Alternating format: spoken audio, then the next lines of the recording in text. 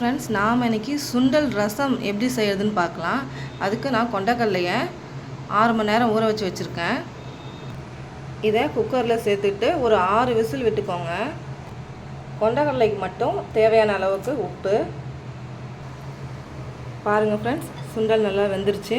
Next இந்த சுண்டல்லையே 2 பூண்டு, ஒரு தக்காளி, ஒரு வெங்காயம் கட் பண்ணி வச்சுருக்கேன். அதை இதில் அப்படியே சேர்த்துக்கோங்க. கத்திரிக்காய் ஒரு கத்திரிக்காய் கட் பண்ணி வச்சுருக்கேன், அதை இதிலே சேர்த்துக்கோங்க. அடுத்து 1 ஸ்பூன் குழம்பு மிளகாத்தூள், இன்னொரு ஸ்பூன் மல்லித்தூள், தேவையான அளவுக்கு உப்பு, அது இதில் சேர்த்துக்கோங்க. அடுத்து நான் புளி தண்ணி கரைச்சி வச்சுருக்கேன், அதை இதில் சேர்த்துக்கலாம்.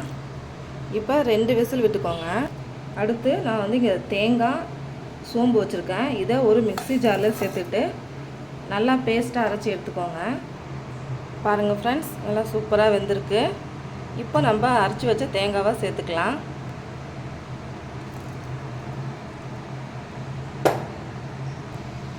தேவையான அளவுக்கு தண்ணி, ஒரு 2 நிமிஷம் கொதிக்க வைங்க.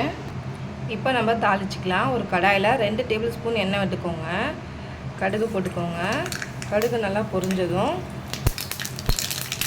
சீரகம், ஒரு 5-6 பல் பூண்டை தட்டி வச்சுருக்கேன், அதை இதில் சேர்த்துக்கலாம். கருவேப்பிலையில், பெருங்காயம், தாளிச்சதை குக்கரில் சேர்த்துக்கலாம்.